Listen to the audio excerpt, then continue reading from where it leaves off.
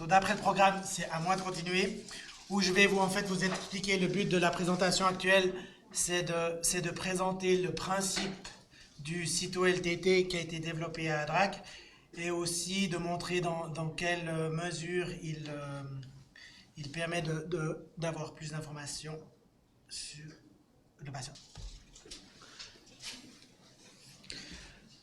Alors, dans la présentation, je vais vous parler un petit peu on va focuser essentiellement sur les hypersensibilités de type retardé. Comme on l'a déjà vu avec le talk de Werner, on a une clinique très hétérogène. Ce qui est important de comprendre, c'est l'implication des lymphocytes T dans ces réactions médicamenteuses et dans les lésions. Après, je vais parler de la culture in vitro de ces lymphocytes T, comment on est passé du LTT traditionnel qui mesure la prolifération au cyto-LTT. On va aussi parler un peu d'aspect pratique du point de vue des praticiens. Ensuite, je vais vous montrer quelques exemples typiques qu'on aime bien voir, qui correspondent exactement à ce qu'on attend. Et puis des fois, on voit aussi des exemples qui sont un petit peu moins faciles à interpréter. Et puis finalement, je vais aussi vous présenter quelques personnes de notre laboratoire qui sont peut-être pas ici ce soir, que si vous nous téléphonez, vous répondez au téléphone. Alors, comme on a vu, il y a deux grands types d'allergies médicamenteuses. Il y a l'allergie immédiate et les allergies retardées avec une clinique hétérogène. Même si dans le type 1, c'est surtout médié par des IgE, on a une implication des cellules T en fait dans tous les différents types d'allergies retardées, que ce soit un rash maculopapulaire ou un DRESS ou quelque chose qu'on n'aime pas voir comme un Steven Johnson. Dans les lésions, on voit une implication directe des lymphocytes T. On a remarqué que si on fait une biopsie, on regarde pour les marqueurs de lymphocytes T, on voit que ces lésions sont vraiment très infiltrées par soit des CD4 ou aussi des CD8. Ça dépend aussi à différents stades du développement de la maladie. C'est valable pour des lésions cutanées, mais c'est aussi valable pour des lésions internes où il manque un S. On a remarqué par exemple dans un projet où on regardait la cytotoxicité de la flucloxacilline dans les drug liver injury, on a remarqué que en fait, les lésions étaient aussi remplies de CD3 avec certains marqueurs typiques de la cytotoxicité comme les CD8 et le TIR. Donc les lymphocytes T sont directement impliqués dans ces lésions. Ce qu'il faut aussi savoir, c'est que in vivo, dans une réaction de type retardé, on n'a pas une phase de sensibilisation. Les lymphocytes T, ils commencent dès leur contact avec la drogue à se multiplier. Et aussitôt qu'ils atteignent une certaine quantité, on peut voir le développement de symptômes. Mais ce n'est pas comme une réaction de type retardé où on a besoin d'une phase de sensibilisation et puis après une phase d'efficience. Si on prend ces cultures cellulaires, on remarque que si on met le bon médicament ou aussi le bon métabolite, on peut voir que ceci induit une prolifération spécifique mesurée ici. Finalement, on a aussi dans nos études de recherche, on a aussi fait des clones, on a pu isoler des clones de cellules T qui étaient spécifiques à certains médicaments. Et là, si on monitore en fait la concentration de calcium, aussitôt qu'on ajoute le médicament, on peut voir immédiatement une augmentation cellulaire du calcium montrant une activation du cellule T. Et puis là, c'est pas montré ici, mais si on prend une autre drogue, en fait, ce n'est pas le cas. Donc, par ces différentes expériences, on est sûr que vraiment les cellules T sont les cellules qui sont impliquées dans ces lésions. Maintenant, ces propriétés, elles sont prises, elles ont été utilisées pour le principe du LTT, du test de transformation lymphocytaire. À Berne, on parle plutôt du LTT, ici des fois c'est TTL, LTT, c'est un peu la même chose, suivant l'abréviation francophone ou bien anglaise ou germanique. Ce que nous devons faire, c'est isoler les cellules mononucléaires où il y a vraiment en faible quantité dans la périphérie, dans le sang périphérique, certaines cellules qui réagissent en fait aux médicaments impliqués. Et puis lorsqu'on fait une culture cellulaire, on voit qu'en fait, ces lymphocytes T qui sont antigènes spécifiques se multiplient. Ensuite, dans un LTT traditionnel, on marque cette prolifération avec de la thymidine tritiée, ce qui permet en fait d'avoir une mesure de combien de cellules prolifèrent. Ensuite, on mesure cette prolifération et si on remarque qu'on a une haute prolifération, une radioactivité accumulée à l'intérieur des cellules, ça veut dire qu'elle prolifère beaucoup parce que la thymidine tritiée en fait s'accumule dans l'ADN qui se multiplie. L'avantage d'une telle qu'on a vu en clinique, c'est que la spécificité est très haute. Donc, si on a une réaction, on peut être sûr quand même qu'une hypersensibilisation a eu lieu. Par contre, la sensibilité, elle était évaluée dans les 30%. Et puis, c'est jamais très agréable maintenant de travailler avec la radioactivité. Donc, on a quand même cherché une alternative.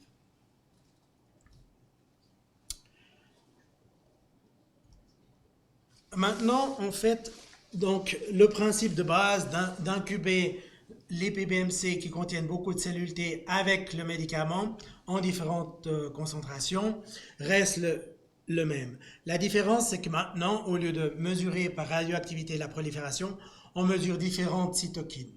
On mesure l'IL5 et l'IL13 pour les types TH2. On mesure l'interféron gamma pour le type TH1.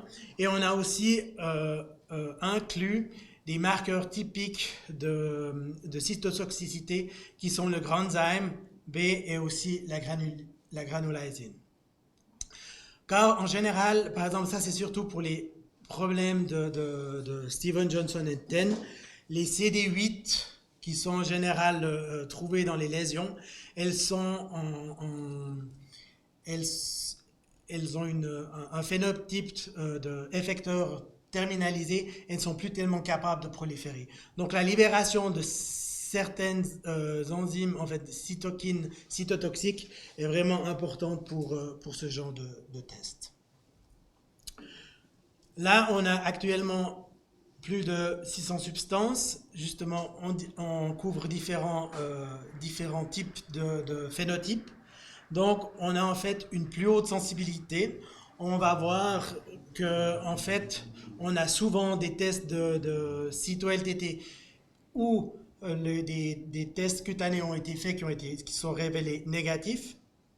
Et puis, on a aussi souvent une relation avec l'image clinique du patient. Ça, je vais revenir plus tard. Comment on interprète un cyto-LTT? Pour ça, on a besoin de définir l'index de stimulation. Comme on doit cultiver ces cellules pendant 7 jours, on ne peut pas dire qu'à partir de tant de microgrammes ou de picogrammes d'IL5, c'est positif et tout. Il y a quand même pas mal de changements interindividuels, donc on norme en fait les choses. Donc on a toujours beaucoup de cultures, on a 2 contrôles négatifs qui nous permet en fait d'avoir un niveau de production cytokinaire bas, et puis on compare la quantité de cytokine qui a été libérée en présence du médicament par les conditions contrôle. En cas de stimulation index, index de stimulation bas, donc plus bas que 2, on interprète ça comme une absence de stimulation antigénique qui est le médicament. Et on pense qu'on ne peut pas détecter de sensibilisation. En cas de SI élevé, donc plus grand que 2, on pense qu'on interprète ça comme une stimulation antigénique forte, parce que ça peut aller jusqu'à plusieurs milliers. Et puis là, ceci est une preuve en fait de la sensibilisation aux médicaments. Nos critères pour définir qu'un médicament est positif, il faut qu'on teste plusieurs concentrations du médicament. Donc, il faut que le SI soit supérieur à 2 dans 2 concentrations de médicaments différentes, sur minimum 3. Et il faut aussi que le test soit positif dans en tout cas 2 cytokines. En réalité, quand on regarde, par exemple, un produit qui est vraiment utilisé régulièrement chez nos patients, c'est l'amoxicilline. Et on sait que l'amoxicilline peut aboutir à différentes images cliniques, comme justement un exanthème maculo-papulaire, où on voit des fois plutôt d'IL5, des fois plutôt de l'interféron gamma, je vais revenir aussi plus tard là-dessus. On voit aussi par exemple des DRESS à l'amoxicilline, où là on a vraiment une tonne de, vraiment beaucoup d'IL5, on a aussi pas mal de cytotoxicité, et aussi des lésions internes.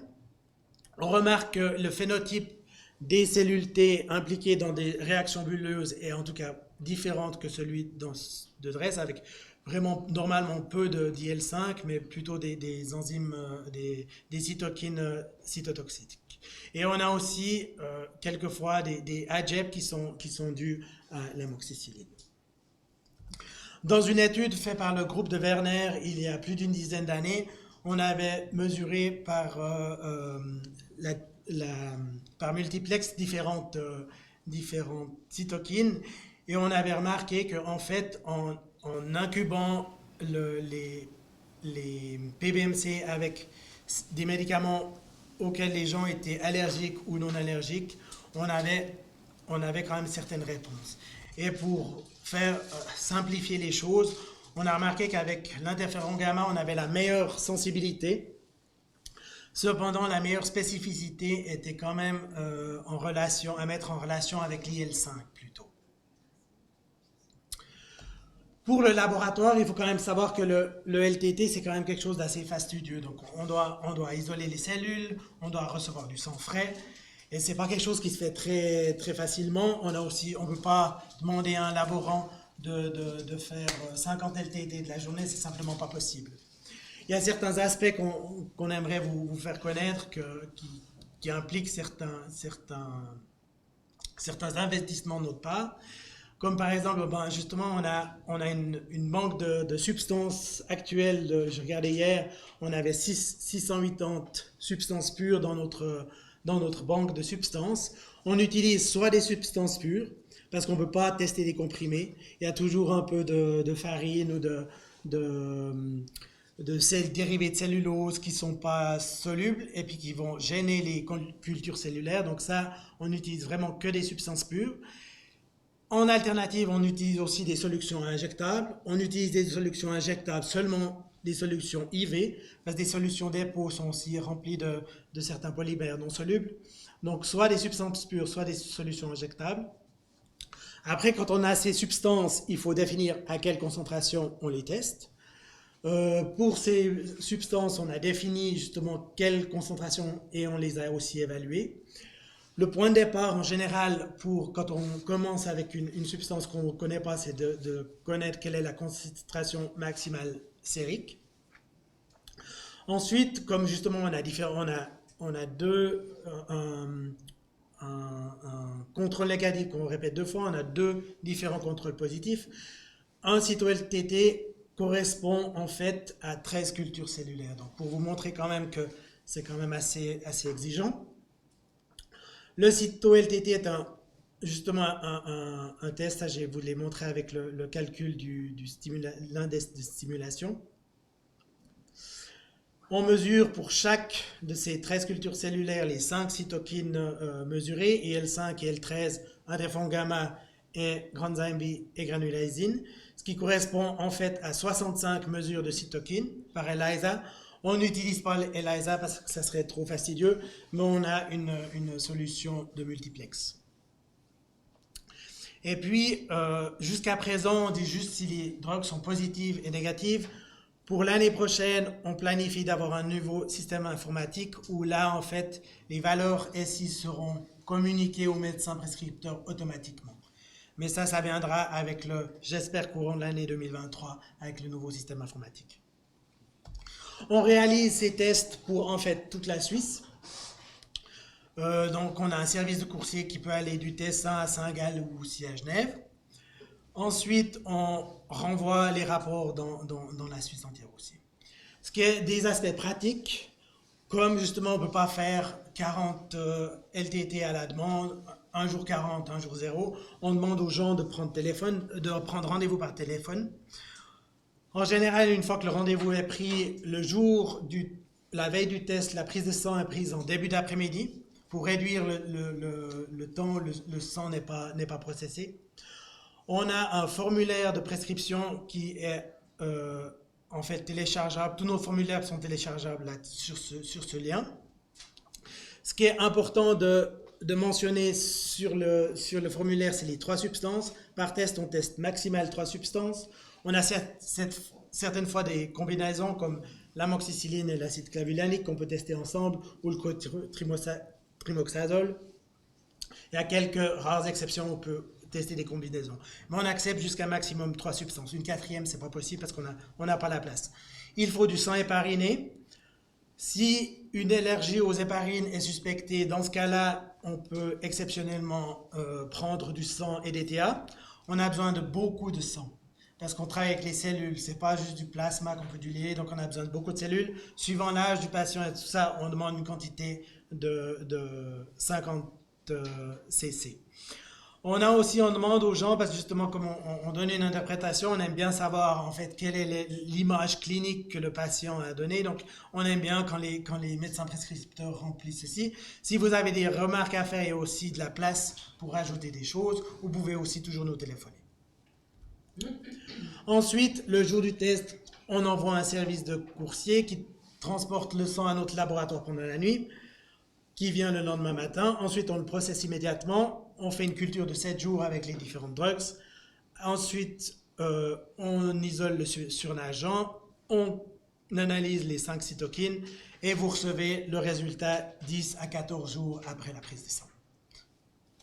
Le résultat est donné en fonction de positif-négatif, mais ça justement, ça devrait changer rapidement. On fait toujours encore une interprétation. Pour l'instant, avec l'ancien système, c'est encore en allemand, mais ça va être aussi en français et en italien. Si jamais vous avez des problèmes de traduction, vous pouvez toujours nous téléphoner, on peut traduire quand même quelques phrases. Et puis ça, c'est par exemple un exemple de ce que vous aurez après avec les différentes concentrations testées, des différents médicaments avec les différents SI.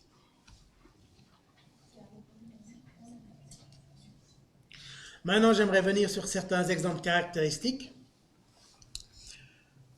Par exemple, je vous ai parlé du DRESS, où là, on a vraiment, avant, quand on avait justement juste on mesurait la prolifération, on avait des SI, des index de stimulation qui se situaient entre 2 et 12. Un index de stimulation de 12, c'était vraiment déjà une réponse énorme. Maintenant, l'échelle des SI est quand même beaucoup plus importante, beaucoup plus grande.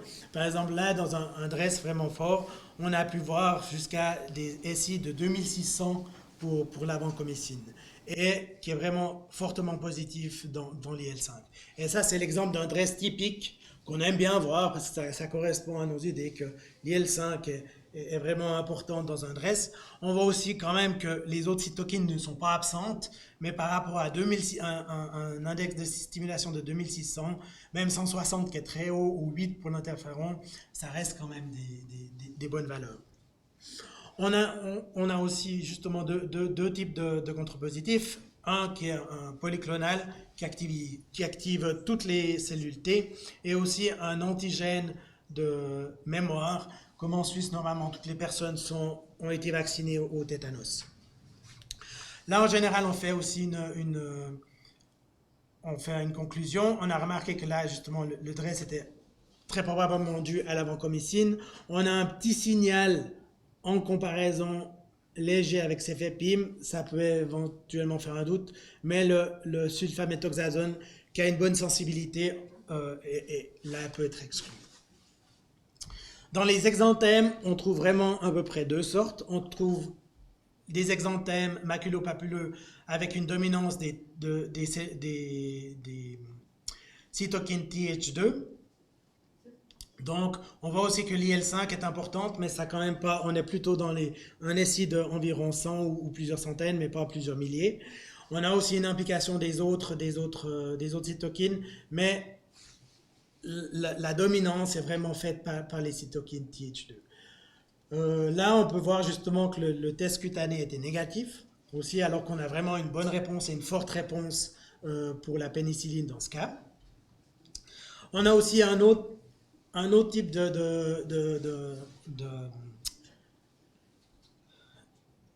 d'exanthème avec plutôt une dominance de TH1. Après, on se demande, mais ça c'est plutôt un projet de recherche, s'il y a une différence clinique entre ces deux types de réactions qu'on voit in vitro. Est-ce qu'on peut voir ça aussi en clinique? C'est quelque chose qui reste ouvert et qu'on aimerait bien une fois, rechercher.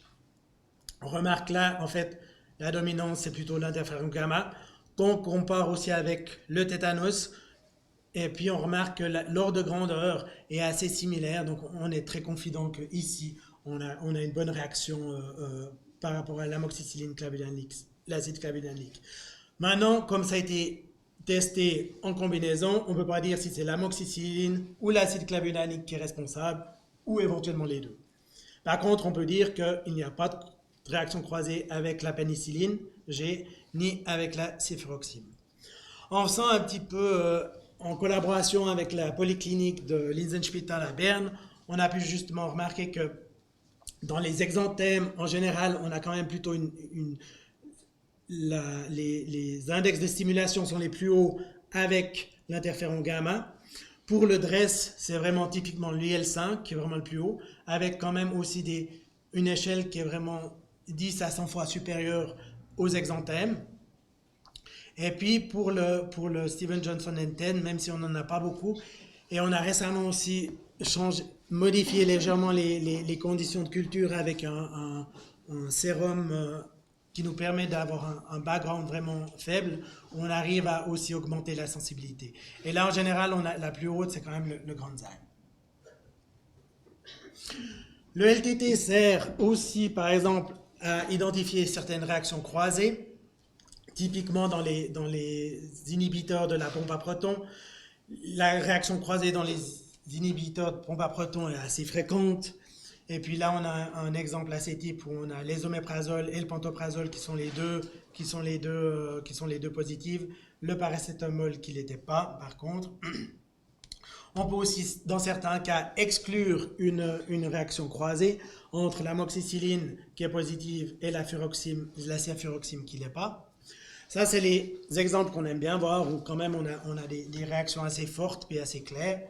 Mais j'aimerais aussi parler, avant qu'on parle des cas du DHUG, aussi de certains cas particuliers où on a quand même aussi certains doutes. Et puis ces doutes, on les communique aussi dans nos conclusions. Et puis si vous n'êtes pas d'accord, vous pouvez toujours nous appeler ou nous écrire, envoyer un email. Et puis là, on peut discuter plus en détail. Par exemple, ça c'était un cas d'un exanthème qui avait un test positif au paracétamol, mais on voit que le paracétamol n'a pas donné une stimulation forte, il y a juste une concentration qui a donné quelque chose de vraiment vaguement positif, alors que les deux contrôles sont vraiment bons. On a le lansoprazole en fait qui est légèrement positif, mais pas énorme.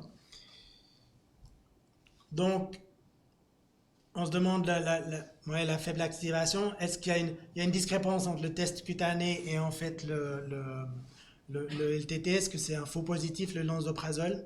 Donc ça, c'est des choses qu'on aime bien. Si vous avez des questions, vous pouvez aussi mais c'est aussi des choses qu'on voit régulièrement dans ces tests. Les contrôles sont bons, donc on a assez confiance dans ces tests. Si les contrôles sont pas bons, en général, on demande aux gens de redonner du sang, mais c'est assez rare que ce soit le cas. On a aussi des fois où les gens nous disent par exemple, ouais, c'était un Steven Johnson, et puis qu'est-ce qu'on voit? On voit vraiment une dominante d'IL5, puis on se dit, mais ça colle pas tellement avec les Steven Johnson qu'on voit d'habitude. C'est aussi des remarques qu'on met dans nos conclusions. Et puis ça peut peut-être aussi aider à un meilleur diagnostic. Ce qu'on voit aussi des fois, c'est dans nos cultures, c'est qu'en fait, déjà, dans les contrôles négatifs, on a vraiment une libération de cytokines qui est très haute. Ça arrive souvent en hiver, ça arrivait beaucoup pendant les vagues Covid, donc on pense qu'une infection concomitante était prévue. Puis comme on part déjà d'un contrôle négatif qui est vraiment très haut, ça limite la sensibilité du test avec les index. Donc ça, on met en général aussi une remarque que c'était difficilement interprétable, et puis qu'on demande en fait aux gens de trouver la source, s'ils connaissent la source de cette d'inflammation. Et puis on met une remarque comme quoi il faut prendre ces résultats avec circonspection. Juste une question. Oui. Parce qu'effectivement, ça arrive souvent. Ça s'est arrivé Ouais. plusieurs fois. Est-ce qu'on a une idée, j'imagine que clairement dépend beaucoup des types d'infections virales du virus, mais combien de temps on peut penser que cette activation un peu aspécifique due à un virus peut durer, disons, je répète, à 4 semaines, à 8 semaines? Moi, je pense qu'après 4 semaines, une grippe ou un Covid, si le patient se sent bien et n'a plus de symptômes, je pense que là, c'est bon. Là, dans ce cas-là, c'est un DRESS qui a dû en fait diminuer comment on dit, la thérapie avec les corticostéroïdes. Est-ce que ça a été trop rapide? Là, c'est le cas d'un DRESS, c'est pas tout le temps le cas d'un DRESS, mais en général, pour une infection virale, je veux dire, 2-3 semaines après la disparition des symptômes, il n'y a pas de raison que le patient soit de nouveau très haut dans les cytokines. Et par rapport à la présence, donc, si vous l'avez mentionné, Oui. de la cortisone, par exemple? Alors la cortisone, on demande que ce soit quand même, parce que s'il y a trop de cortisone, ça limite la sensibilité du test. C'est aussi bien de le noter, comme ça, au lieu de mettre dans du plasma autologue, on prend plutôt du sérum AB en fait. Et puis, donc, c'est pas mal de spécifier. Et on recommande en fait d'être en dessous de 12,5 mg de prénisone ou équivalent. Je croyais 5. Non, donc on peut arriver jusqu'à oui, ouais. Ensuite, voilà. Donc, avant de parler des autres cas, j'aimerais aussi vous présenter les personnes que, si vous nous adressez, les gens vont vous répondre à téléphone. Priska Schwitter, qui est réceptionniste chez nous. Elle a des bonnes notions de français, mais si ça ne suffit pas, je suis là. Où il y a aussi Kevin Kammerman, qui aime beaucoup parler en français, même s'il a un joli accent suisse-allemand. Et puis, bien évidemment, il y a aussi Annick Stalder, qui est responsable pour notre service clientèle. Elle peut aussi passer chez vous à la demande, et elle se fera un plaisir de venir vous conseiller. Avec ça, moi, j'ai fini. Si vous avez des questions, vous pouvez les prendre maintenant ou pendant la pause. Oui. Donc, est-ce qu'il y a une bonne fenêtre avec la réaction cutanée pour faire le test? On a compris qu'il fallait avoir déjà sevré des stéroïdes. Ouais. Est-ce que c'est bien d'attendre un peu? Jusqu'à combien de temps après la réaction on peut faire le test? Alors, on recommande qu'il ne faudrait pas faire plus de 12 mois après. Après, on a aussi souvent eu des gens qui ont dit « Ah, mais moi, j'ai fait une réaction dans l'enfance. » Et puis, ils ont 40-50 ans. On fait un test. Puis on dit « Ah, c'est la pénicilline G. » Et puis, la céfuroxime, il n'y a pas de problème. Mais dans les recommandations, c'est pas plus de 10 mois. Puis, moi, je recommande en général d'attendre 4 semaines minimum après la résolution des symptômes. L'exception, c'est les réactions bulleuses. Oui, ça c'est l'exception justement de Steven Johnson de le faire le plus tôt possible. Mais quand même après résolution. Still after resolution. As soon as possible, yes. Mais pour les autres, c'est mieux parce que sinon les... And we have found reactions of patients after 12 years, 20 years. If they have had a real reaction like DRESS syndrome, that can happen. So, but that means when you come, it's better to do it in the first year. But if you have a patient who has a severe allergy, you can also detect it after 3 years, 5 years. So it depends on the severity of the reaction still in the vitro. Oui, pardon. J'avais une autre question. Je me demandais si ces index de stimulation pour l'IL5 corrélaient avec le taux d'éosinophilie. Est-ce que ça vous intéresse, l'éosinophilie? Alors, l'éosinophilie, ça nous intéresse de l'avoir sur l'image clinique, parce que souvent, c'est quand même corrélé avec une réaction allergique aux médicaments. Donc ça, on aime bien avoir. Après, on l'a encore jamais vraiment corrélé l'ESI avec les taux. Mais c'est quelque chose qu'on pourrait imaginer faire dans le futur. C'est un bon input. Ouais. The first slide he showed with vancomycin. The vancomycin induced IL-5. IL-5 is a cytokine for eosinophilia. Was 10 times as high as the stimulation with the mitogen. The mitogen stimulates everything, but it even still was higher with vancomycin.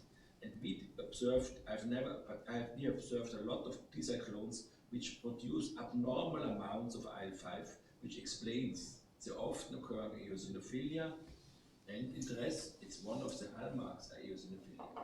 So there's a correlation, not exactly in each case, but basically drug hypersensitivity and eosinophilia is linked. When you have a patient who don't know what's happening, always consider drug hypersensitivity as cause for its eosinophilia. It's always one differential diagnosis. It mustn't be, but in Switzerland, it's more often related to the drug than to some ascaris or something else, some other worms. It's not so common. But drug hypersensitivity reaction, also long-lasting, are sometimes caused by the drug. And it's enormous how much this stimulates the IL-5. It's a very nice project for someone who would like to work in eosinophilia and drug hypersensitivity, SNF project. Jörg, for you and some of your colleagues. Une toute petite question. Est-ce qu'il y a Oui. des choses qui sont en développement pour les réactions type AGEP? Il y a l'UIS, des choses comme ça. Oui. Pour l'instant, c'est pas facile. Alors, pour la GEP, on voit deux types. Alors, il y a certains vraiment, on voit dans nos tests des réactions vraiment franches où c'est clairement positif avec des fortes réactions. Ensuite, on voit aussi certaines où il n'y a rien du tout. Donc on se dit est-ce que c'est un faux diagnostic ou pas, mais quand même la clinique elle est assez typique, donc c'est difficile de le louper. Et puis là, on a un projet de mesurer l'IL-23 et l'IL-8. Comme ça a été montré par un groupe à Zurich. Et puis ça, on aimerait, par contre, comme dans la publication qu'ils ont fait, c'est plutôt en fait libéré par les monocytes que les cellules T. Et puis ça devrait un peu changer, ce qui rend un peu pour nous compliqué, parce qu'on doit quand même un peu standardiser, c'est que ça, on devrait, pour les monocytes, le meilleur jour, c'est après deux jours. Donc c'est quelque chose qu'on est en train de voir comment le faire. Mais c'est en tout cas un projet de... Si on peut, et puis on pense aussi qu'il y a quand même peut-être deux types d'AGEP. Parce que ceux qui sont clairement avec une implication et puis une haute sécrétion des cytokines typiques des lymphocytes T et d'autres. Vous travaillez sur les neutrophiles plutôt que sur les PBMC? Alors les PBMC, non. Alors, ce qu'il y a, c'est que si on ajoute les neutrophiles, si on fait juste avec tous les leucocytes, comme les neutrophiles sont en masse et ils meurent après 2 jours en culture, on a une énorme nécrose dans la culture, puis ça, alors on veut pas.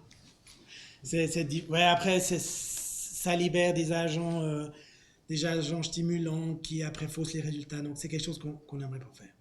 Par contre, justement, le Contasso à Zurich, il avait montré que ça partait en fait initialement de plutôt des monocytes qui sont contenus dans les PBMC. Donc, on a quand même l'espoir de pouvoir atteindre ça.